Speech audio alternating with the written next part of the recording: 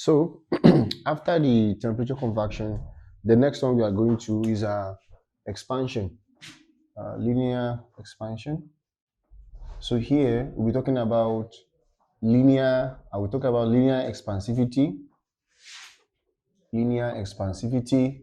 We also have area expansivity. At the same time, we will have cubic expansivity. This is what we call volume expansivity. So all those ones we talk about them here. We're talking about let's talk about the expansion itself.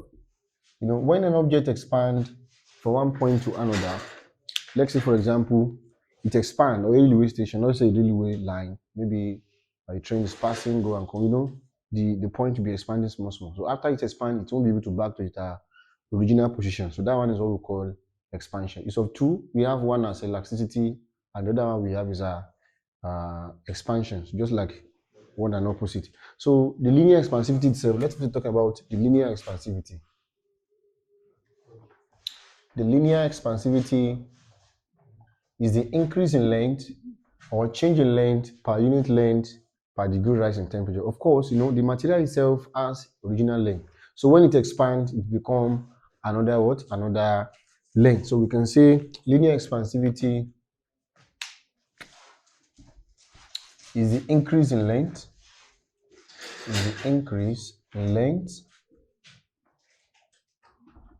Per unit length and per degree rise in temperature. So, anything heat, you need to talk about temperature. Remember that one, right? Fine. So now, so this linear expansivity is denoted by alpha.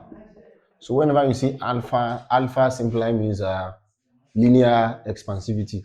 So linear expansivity, we said, is the increase in length per unit length and per degree rise in temperature. Meaning, you can have linear expansivity is increase in length. When you say increase in length, meaning the change in length. And I told you, if you miss our previous video, we have already talked about it. That whenever we see it, this symbol is nothing but change. So it's a change in length per unit length and per degree rise in temperature. And I told you that for this linear expansivity, we normally use alpha. To do that one, that means I can say alpha is equal to change in length per unit length and per degree rise in temperature. I hope you are following, right? Fine. So now, since this one is a change in length, meaning there will be a difference between a particular length of the object to where it expands to. That is, we can say for change in length, it can be L2 minus L1. Even in some material, they can use L1 minus L0. It is still the same thing. Let me just break down that one after the other. If I have L2 is a final length. So when we have L1, that one is our original length or initial length. Then we said this alpha is nothing but linear expansivity. Then for this is what we call change in temperature. So if we are given a problem, convection here doesn't matter, either Celsius or Kelvin.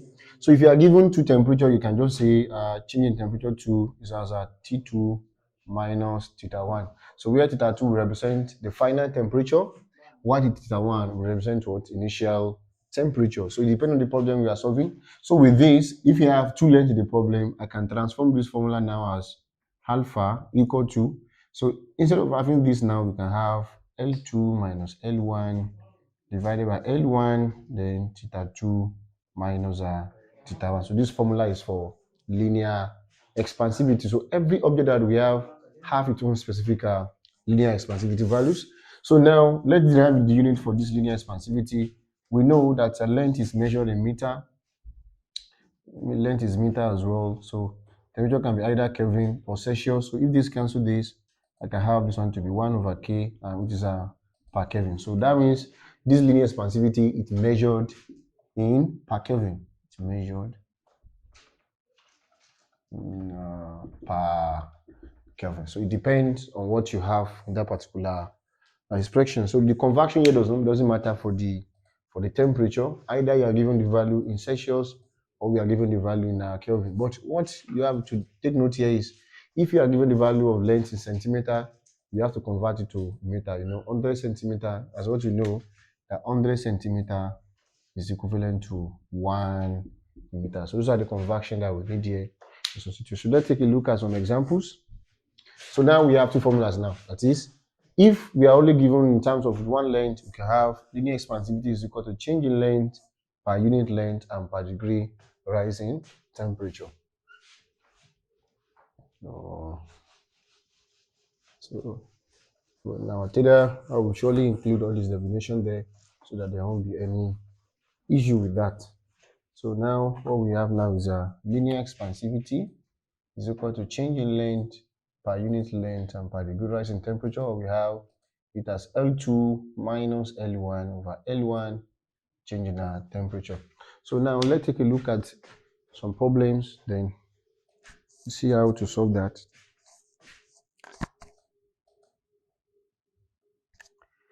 Let me take a look at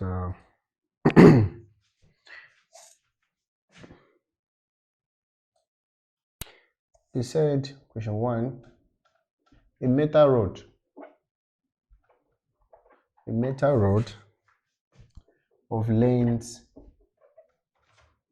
50 centimeter is heated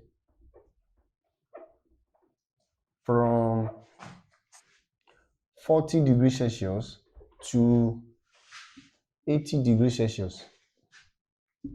If the new length of the rod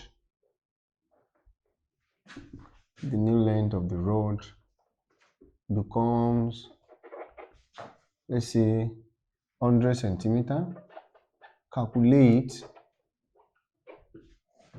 the linear expansivity.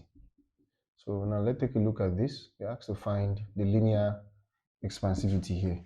So, the first thing that is important in physics now is how are you going to make use of the unit? The unit is important.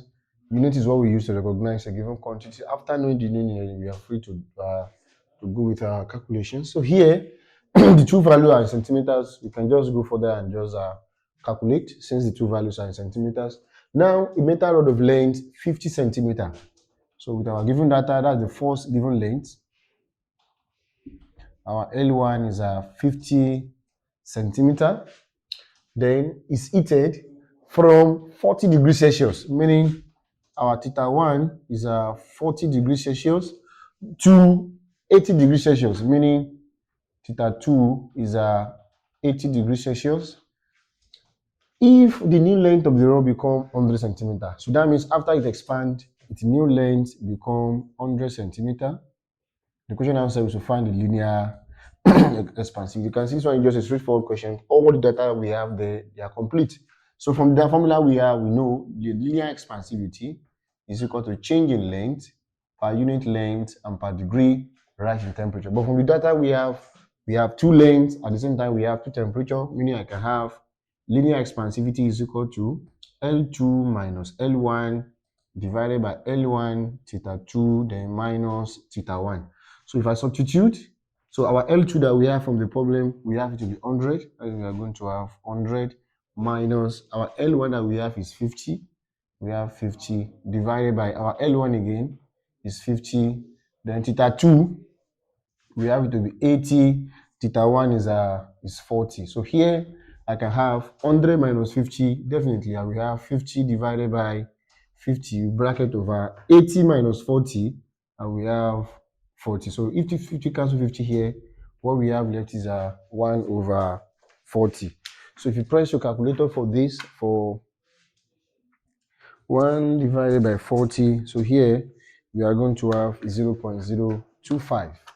So here I have 0.025. And I told you the unit of linear expansivity is what?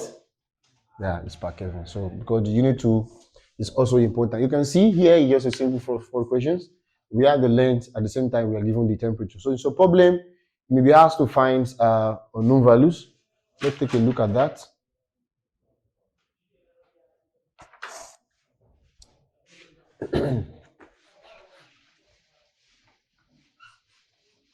Let's take a look at another problem. So we are under the linear expansivity. So let's take a look at this problem and see how we are going to approach that.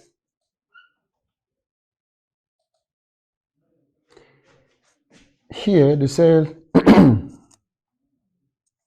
question 2, steel bars, each of length 3 meter at 29 degrees Celsius are to be used for constructing a railway line.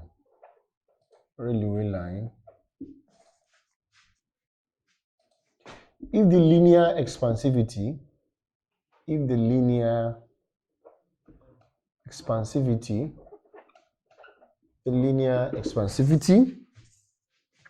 of steel is 1.0 times 10 raised to the power of minus 5 per Kelvin, calculate the safety gap.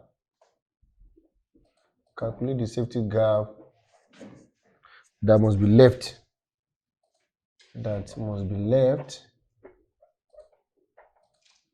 left between successive bars if the highest temperature is 41 degrees Celsius. So let's take a look at this also. They said steel bar each of length 3 meter. So now, in this problem, okay, let's see how maybe we have another information. There's no other information. Steel bar each of length 3 meter. We are given the first length to be 3 meter at 29 degrees Celsius. That's our what? Yeah, exactly. Theta 1 to be 29 degrees Celsius and to be used for constructing a railway line. If the linear expansivity of steel is this, as our linear expansivity is given as 1.0 times 10 raised to the power of minus 5 per Kelvin. Calculate the safety gap. So safety gap means to find the change in length that must be left between successive bars if the highest temperature is 41 now. So if the theta 2 equal to 41 degrees Celsius.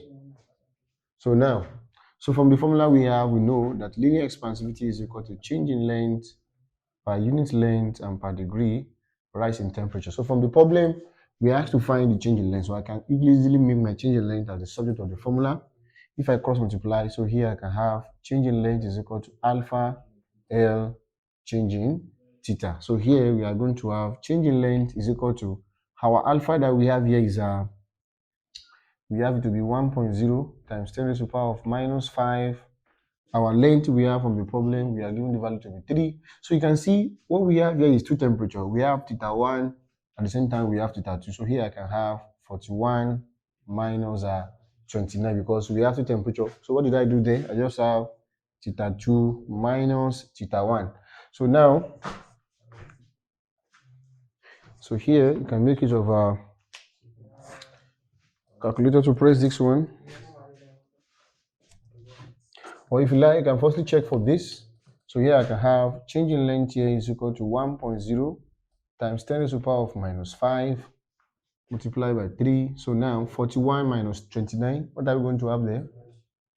Yeah, good. We are going to have 12. So let's multiply all this together. Times 3 multiplied by 1 times 10 raised to the power of minus 5. So here we are going to have the change in length here to be 3.6 times 10 raised to the power of minus 4 meters. So anyone they ask you to find, you just have to make it as the what? As the subject of the what?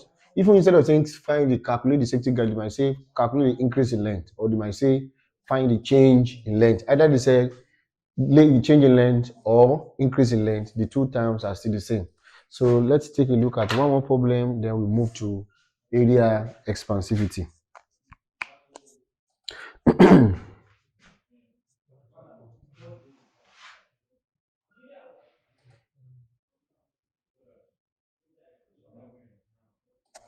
So let's take a look at this problem.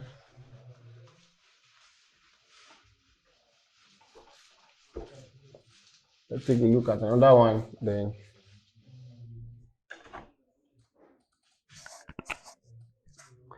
They say a brass rod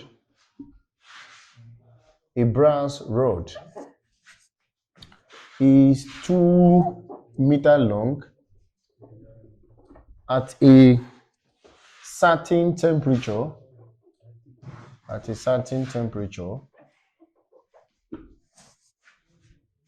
What is the new length for a temperature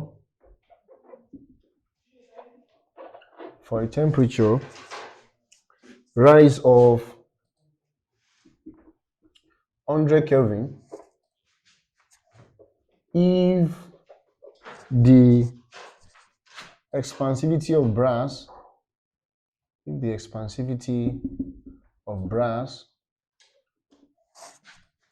is 18 times 10 raised to the power of minus 6 per Kelvin. So this is another problem. So let's see how we are going to approach this. It's still the same method. They say the brass rod is 2 meters long. So we are given the first length.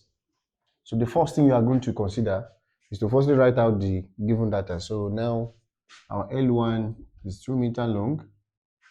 At a certain temperature, they now said, what is the new length? Meaning you are looking for the new length, which is L2, for a temperature rise of 100 Kelvin. So here you can see the temperature that we have here is in Kelvin. I've told you earlier, the conversion here doesn't matter. Either Celsius or Kelvin, we can make use of the values. So here, the change in temperature here is 100 Kelvin. Now, if the expansivity of brass is 18 times 10 to the power of minus 6, so our linear expansivity we have is 18 times 10 to the power of minus 6. So the problem now says to find the new length. So that means we are looking for the value of L2. You know, here they didn't say find the increase in length. If you have to find the increase in length, which one are we going to look for? Yeah, we are going to look for delta L, or we can call it a change in length. So from the formula we have, we know that linear expansivity is equal to change in length per unit length and per degree rise in temperature. So meaning this is nothing but linear expansivity is equal to L2 minus L1 over L1 change in temperature. So let's substitute the values. So linear expansivity we have it to be 18 times 10 raised to the power of minus 6 is equal to L2 is what we are looking for.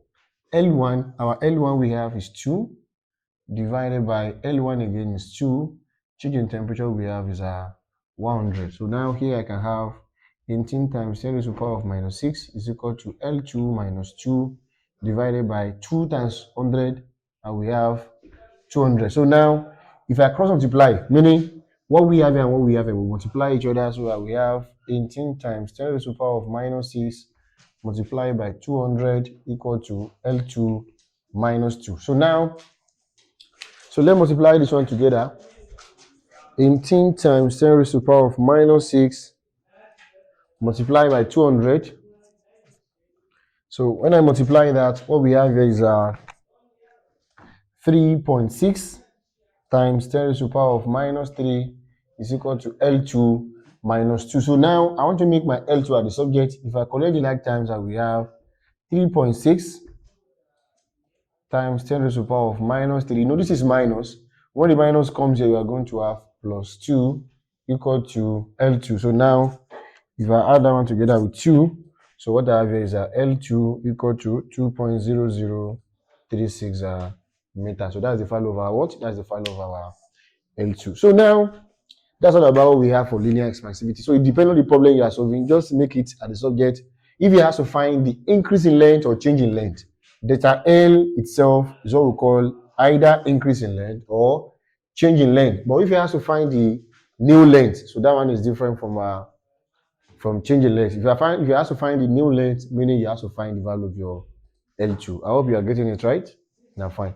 So the next one we have is area expansivity. It's just the same thing. The only difference between them is for the area expansivity is the increase in area per unit area and per degree rise in temperature. It's still the same thing. For area expansivity,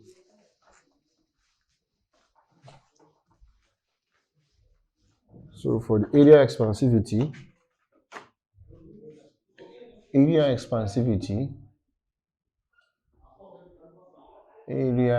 expansivity is the increase in area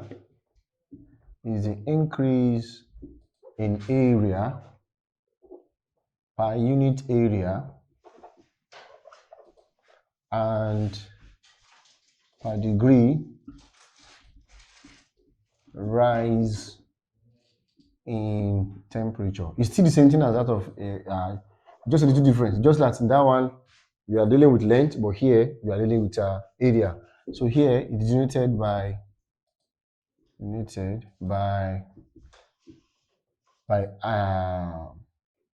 beta here.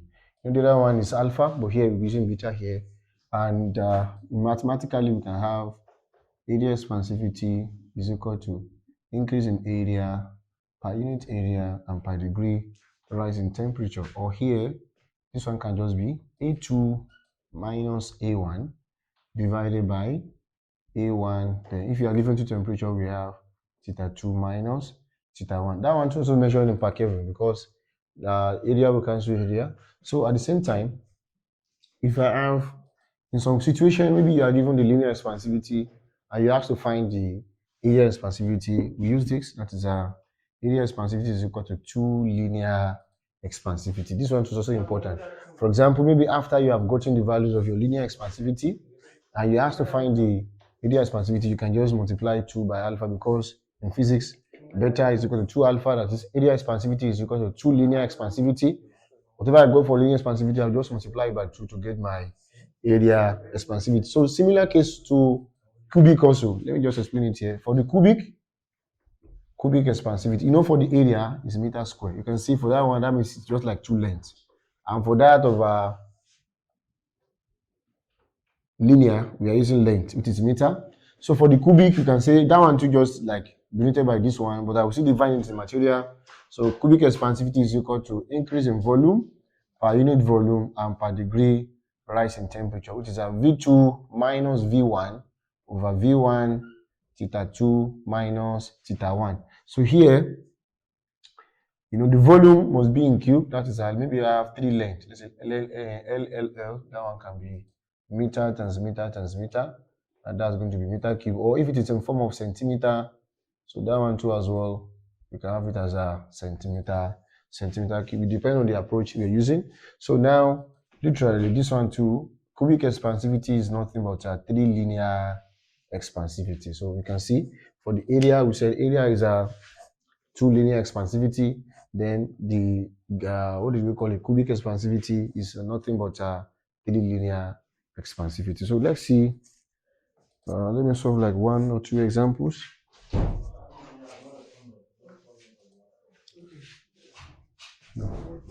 Okay. So let's solve like 2 or 3 examples in this area.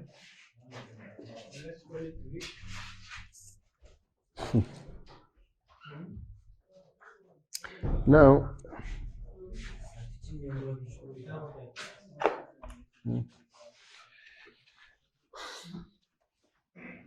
or let's bring a question that will involve.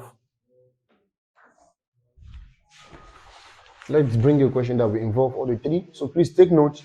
So situation, you can use that one using, if you want to find the area, you're given one length, you can say area is length times L. If you want to find the volume, that one can be length times length. You can also use that approach as well. But let's look at this one. They said a copper rod of length 20 centimeter was heated from 20 degrees Celsius to 30 degrees Celsius. If the new length becomes 40 centimeter, find number figure 1 linear expansivity,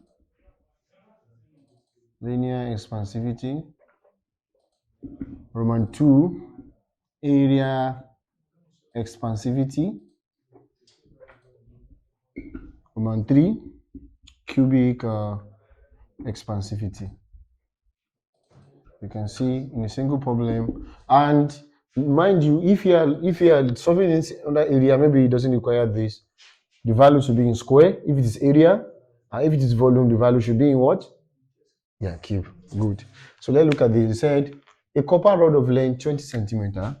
We are given the L1, the given data we have of length 20 centimeter. So meaning we have our L1 to be 20 centimeter. Was heated from 20 degrees Celsius. That means our temperature 1 is 20 degrees Celsius to 30 degrees Celsius, meaning our temperature 2 is 30 degrees Celsius.